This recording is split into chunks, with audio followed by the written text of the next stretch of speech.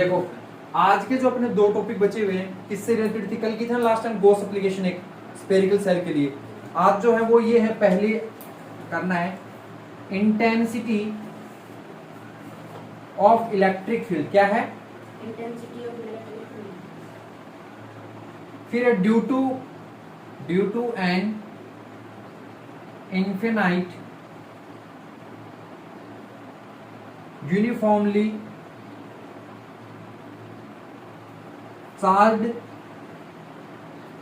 Conducting plate, ये है अपनी अगला जो गॉस एप्लीकेशन की थ्योरम होगी। बात समझ आ रही है? यानी हम उल्टी साइड से हमेशा डायरेक्शन को स्टार्ट करते हैं। यानी सबसे पहले क्या लें, एक कंडक्टिंग प्लेट दें। तो ये अपन ने मान लो कोई ले ली कंडक्टिंग प्लेट। क्या ले ली?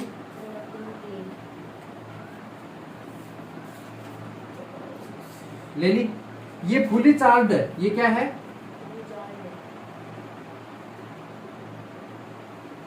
क्लियर है? फिर इसके ऊपर कह रहा है कि इन्फिनिटी यूनिफॉर्मली चार्ज भी हो जाता है और इसके ऊपर हमें ये एफ आई निकालना, मतलब ई निकालना है एक तरीके से। यहां तक समझ में आ रही बात? या ऊपर से जा रही है? गॉस लॉ की हेल्प से निकाल जाता है अगर किसी प्लेट के ऊपर total charge electric field industry निकालना होता है तो उस दौरान। ओके, अब मेरी बात समझना। ये बुक दिख रही है ना, है ना? क्या मैं इसको एक प्लेट की तरह मान सकता हूँ, ऐसी शेप मान सकता हूँ क्या? बोलो। भी एक प्लेट की तरह मान रहा हूं मैं, ठीक है? और इसके यहां से मैं एक तार निकाल दूं, वायर, और वो इस साइड में निकल जाएगा। यानी कि ये कुछ इस तरीके से डायग्राम बनेगा या नहीं बनेगा? बोलो, बनेगा नहीं बनेगा? अब एक बात बताओ कि मान लो मैंने कोई भी एक, जैसे फूंकनी होती है अपनी फूंक मारने वाली, वो ले ली और उसको गर्म करके इसमें से निकालूंगा तो इस साइड से गोल होल होता चला जाएगा और खूब सारे इसके कागज के टुकड़े हर एक पेज के निकल के आएंगे बाहर। वो पूरी एक शेप किस शेप में बनी? सिलेंड्रिकल शेप नहीं बनी क्या? भी एक अगर पेज का हिस्सा बनाऊं मैं गोल सिक्के जैसा तो बना एक सर्कल, लेकिन खूब सारे सर्कल ऐसे ऐसे ऐसे होते हैं तो वो सर्कल किस शेप में आ जाते हैं? सभी मिलके। समझ में आ रही बात? तो इट मीन्स हमने जो ये यहां से इसके बीच से जो पोर्शन निकाला तो ये कौन सी शेप क्रिएट कर रहा है? एक सिलेंड्रिकल करेगा। ये आगे तक जो वायर निकालेंगे ना वो इस तरीके से एक सिलेंड्रिकल शेप बनाता चला जाएगा। बात समझ में आई या ऊपर से गई? आ गई? ठीक है। अब मेरी अगली बात सुनते जाना। तो ये हमने कोई तार निकाला था। अब हमने कल जो एक गॉस लॉ किया था, है ना, उस गॉस लॉ के मुताबिक हमने क्या किया था कि जो स्फेरिकल सेल था उसके फील्ड पे जो अपना ई था और उसका जो एरिया था दोनों एक दूसरे के क्या थे? पैरेलल थे। क्या थे? करवाया था ना। तो ये और ये शेप लास्ट जो एक वायर जो होता है ना, बिजली का जो तार होता है, उसका क्रॉस सेक्शनल एरिया यहीं पे तो होता है। तो यानी कि इसका ये और यही तो होगा। तो यहाँ पर ई और डीएस में क्या रिश्ता है? एक तरीके से बोले तो एरिया में ए ले लो। चलो, इलेक्ट्रिक फील्ड और डीए में क्या रिश्ता है, क्या रिलेशन है? क्या है? पैरेलल। क्या है? यहां पर भी क्या होगा? ई और डी के अंदर रिश्ता पैरेलल का। बट जो इसके अंदर से जब निकाल के लाए हैं जो कि प्लेट थी, उस दौरान पैरेलल की बजाय परपेंडिकुलर मिलेगा। क्या मिलेगा रिश्ता? बातें समझ आ रही है? ऊपर से जा रही है? इस पॉइंट पे मान लो ये 1 नंबर पॉइंट है, ये इस पे 2 नंबर मान लिया, इसको 3 नंबर। क्लियर? ऐसा मान लो S1 है, ये आपका S2 है और ये S3 है। तो यहां पर जो S1 है इसमें इलेक्ट्रिक फील्ड और जो एरिया है इसका दोनों में क्या रिलेशन है? पैरेलल का। क्या रिलेशन है? इसमें क्या रिलेशन है?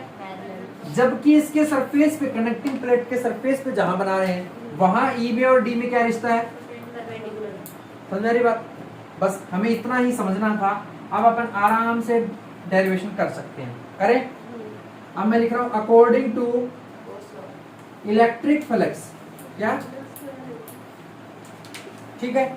इलेक्ट्रिक फ्लक्स का फॉर्मूला था phi is equal to E dot D A ले लेंगे। अगर एरिया डी ए ले रहा हूं तो एस लेना चाहता हूं एस ले लूंगा, कोई दिक्कत नहीं है। ठीक है। जबकि ये ई जो है ये 3 पोर्शन से मिलके बना है। ई जो आपका कितने से बना है? E1 E2 और यानी कि इस फाई को तो फाई पड़ा रहने दूंगा, इजिकल टू में इसको लिख दूंगा E1 डॉट DA1 लिख सकता हूं क्या? इसके लिए प्लस अगले के लिए क्या लिखूं? E2 DA2 प्लस E3, समझ में आई बात? यहां पर कहेंगे कि बट यहां हमें पता है कि E1 and DA1 are perpendicular, क्या है? Two parallel to each other है, पैरेलल टू। ये बात मैंने कल बताई थी, स्फेरिकल सेल वाला सिस्टम। ऐसे ही E3 एंड DA3 ये दोनों भी क्या होंगे? Are parallel to each other. और ऐसे ही E2 और DA2 ये क्या होंगे? परपेंडिकुलर कंडक्टिंग प्लेट के ऊपर कैसे होते हैं? To each other. ठीक है, अब देखो अगर मैं यहां पर इसके साथ वेक्टर फॉर्म हटा दूं, मान लीजिए जो फॉर्म ले रहा हूं इसकी फॉर्म हटा दूं, तो कोस थीटा आता है ना, और कोस थीटा के अंदर इसके अकॉर्डिंग पैरेलल पे कितनी वैल्यू मानी जाती है? इसमें थीटा कितना मानना पड़ेगा? 0 डिग्री। इसमें कितना मानेंगे? जबकि परपेंडिकुलर वाले में कितना माने? यानी यहां मानेंगे थीटा है और 90 डिग्री। समझ में आ रही बात? तो देन यहां पर मैं लिख रहा हूं, देन यहां लिखता हूं, चलो देन यहां से ये कौन है? 5, तो ये लिखा 5। इसके अंदर कोस थीटा है, थीटा की वैल्यू कितनी लेंगे? E1 DA के अंदर कोस 0 की वैल्यू 1 होती है, यानी इसमें सिंपल क्या बचा? EDA। ठीक है, प्लस इसके अंदर क्या रखेंगे? A2 वाले में कोस थीटा की वैल्यू 90, 2 वाले में 90 होगा, और 90 की वैल्यू कोस में कितनी होती है? 0। 0 को इंटू करें तो पूरा 0 गया, हट गया। अगले पे आओ, क्या आएगा? E1 और ये E3 और DA3 है ना? ठीक है, अब एक बात समझो कि ये जो वायर गया है इधर से ज्यादा गोल है या इधर से गोल है, या फिर दोनों इक्वल ही गोल? यानी कि E1 और E2 अपने E3 इक्वल होंगे कि नहीं होंगे? यानी कि DA1 और DA3 इक्वल होंगे कि नहीं होंगे? इलेक्ट्रिक फील्ड इंटेंसिटी जितनी यहाँ उतनी यहाँ पे होगी, तो अपन यहाँ पर कह देंगे phi equal to EDA plus EDA, यानी कह सकते तो E और ये DA जोड़ दे तो 2 आ जाएगा यहाँ पर, और E बाहर और अंदर आ गया DA, यानी आ गया। बोलो क्या नहीं समझ में आया? अब ये एक्चुअल में क्या चीज है? ये एरिया है ना, तो ये किसी का छोटा एरिया है क्योंकि DA दिया है, टोटल एरिया क्या मान लूं? इसको A मान सकता हूं। तो phi इक्वल टू क्या आया? 2EA। समझ में आया? ऊपर से गया। अब देखो मैंने एक टॉपिक कराया था आपको, सरफेस, यहां पे लिख देता हूं, बाय सरफेस चार्ज डेंसिटी। करवाया था या नहीं करवाया था? बोलो। चार्ज करने की लड़के निकालना है, क्या कराया था? Sigma is equal to DQ upon में, चलो DS है तो यहाँ पर DA लिया मैंने, वरना फिर तो सभी को SS करना पड़ेगा। ठीक है, अब यहां से इसका पूरा कन्वर्ट करके लाऊंगा तो क्या बनेगा? बोलो। Sigma DA is equal to DQ upon में सिग्मा, बनेगा नहीं बनेगा?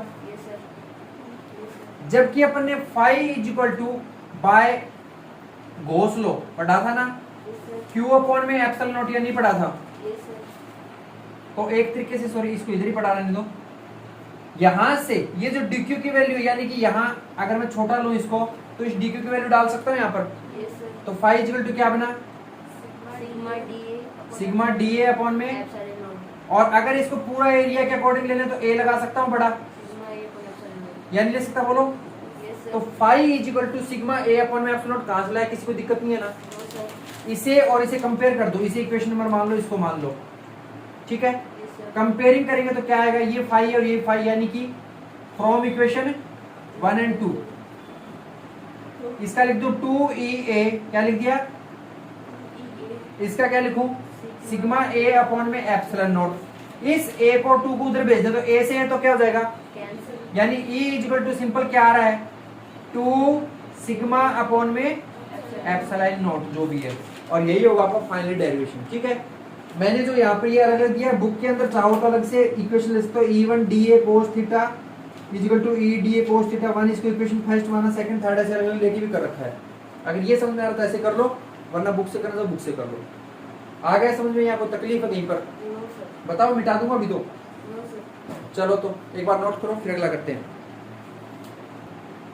चलो अगला जो टॉपिक है ना, लास्ट एप्लीकेशन है गॉस लॉ की, इंपॉर्टेंट है वो भी, या तो ये वाली ज्यादा इंपॉर्टेंट है या फिर वो वाली। उसमें intensity of electric field due to an infinity uniformly long charged wire है, कंडक्टिंग प्लेट की जगह क्या है, लॉन्ग चार्ज्ड वायर है। क्लियर? डायग्राम थोड़ा चेंज होगा, इस बार ये पूरा प्रोसेस यही है सेम का सेम, देखो ये वाला ही, लेकिन उसमें फर्क क्या पड़ेगा पता है, इस बार इसको अपन खड़ा बना देंगे, ये भी हॉरिजॉन्टली है ना, वर्टिकली बनाएंगे, तो उस दौरान हमारा ये 90 डिग्री हो जाएंगे और ये भी क्या हो जाएगा 90 डिग्री, और ये हो जाएगा 0 डिग्री, और इससे सिर्फ इसकी वैल्यू बचेगी और बाकी सारी वैल्यूज 0 हो जाएंगी। ठीक है ना? तो ऐसे में यहाँ पर 2 आने की जरूरत नहीं पड़ेगी, सिंपल ये आएगा। समझ में आ रहा है? ये ऊपर से जा रहा है। चलो मैं एक बार इरेज करता हूँ और फिर मैं आपको करके दिखाता हूँ। शायद तक वैसे तो ऑलरेडी सारा हो ही गया होगा। देखो हमने लिया एक पॉइंट, ये वायर ले लिया, ठीक है, इसकी रेडियस r मान लो, कितनी है रेडियस है, तो एक इस तरीके से यहां पर भी लेना पड़ेगा, इसको यहां ज्वाइन कर देंगे। ठीक है, ये वाला मान लो फर्स्ट पॉइंट है A1, ये वाला पॉइंट A2 ले लो यहां पर कोई, और ये वाला A3, 3 पॉइंट ले लिए, है ना। इस बार ये शेप कैसी बनी पूरी कंप्लीटली सिलेंड्रिकल शेप होती है वैसे वायर की, है ना। तो यहां पर मैं डायरेक्ट लिख रहा हूं इस बार शॉर्टकट ही, phi E1 DA1 plus phi E2 DA2 plus phi, बोलो। अब देखो पिछली बार अपना स्फेरिकल सेल था ना, उसके मुताबिक ये और ये जो एंगल था ना, आपकी बार ये कितना बनवा रहा है 90, लेकिन यहां पर ये कुछ इस तरीके से बनाएगा, इसके पैरेलल ही जो चार्ज बनेगा ना वो इसके पैरेलल ही बनवाएगा। ठीक है, इसमें सिर्फ ये याद रखना कि आपका A1 परपेंडिकुलर होगा आपके इलेक्ट्रिक फील्ड के, A2 है वो भी परपेंडिकुलर पैरेलल होगा किसके, इलेक्ट्रिक फील्ड के। ठीक है, E1 E2 मान लो, E मान लो कोई पूरी पे है तो सेम ही। ठीक है, उसके बाद में A3 परपेंडिकुलर होगा E के, समझ गए। अब इसका मतलब ये वाला पूरा पोर्शन क्या हो जाएगा, 0, ये वाला पूरा पोर्शन क्या हो जाएगा, 0, सिंपल फाई इक्वल टू क्या बचा, तो इंटीग्रेशन E2 DA2, E और DA लिख रहा हूं मैं, सिंपल। क्लियर? और इस बार हमें थोड़ा ध्यान रखना है, सिलेंड्रिकल जो सेल है इसका हमें कवर्ड सरफेस एरिया लेना पड़ेगा। CH ऑफ सिलेंडर क्या होता है, 2 पाई RH, H की बजाय हमारे को लेंथ दी है L, इसकी लंबाई कितनी इस वायर की, L, समझ गए। तो इस DA की वैल्यू अपन ये डाल सकते हैं, यानी phi equal to E dot 2 pi, L, समझ में आई बात। अब देखो याद करो, ये एक सिंपल वायर है जिसकी लेंथ L है, और मैंने बताया था 1D 2D और 3D, तो वहां पर मैंने लीनियर चार्ज डेंसिटी पढ़ाई थी क्या, yes sir, linear charge, density, तो लैम्डा इक्वल टू क्या था, Q, हाँ Q अपॉन में L ले रहा हूं मैं, DQ अपॉन DL की बजाय।